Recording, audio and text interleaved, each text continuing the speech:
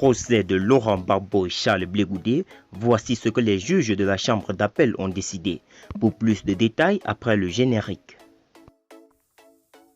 Avant de commencer, n'oubliez pas de vous abonner et d'activer la cloche de notification, car cela va vous permettre de ne plus manquer les prochaines vidéos.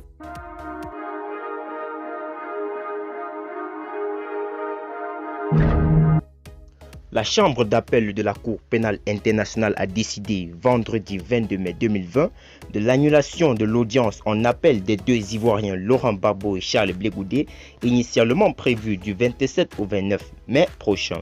L'audience en appel relatif à l'affaire procureur Fatou Bensouda contre Laurent Gbagbo et Charles Blé Goudé n'aura finalement pas lieu du 27 au 29 mai prochain comme annoncé.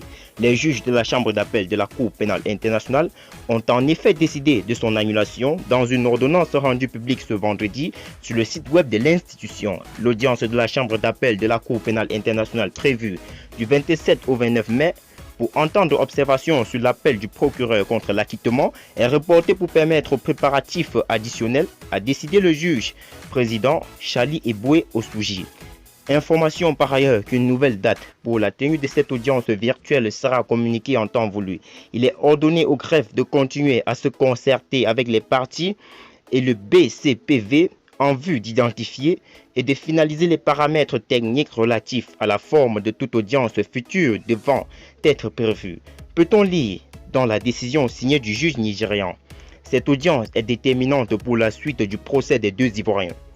Charlie Eboué Osuji et ses pairs auront l'occasion d'entendre les observations des différentes parties prenantes, défense, ministère public et représentante légale des victimes sur la décision d'acquittement de M. Gbagbo et Charles Blé Goudé prononcée en janvier 2019.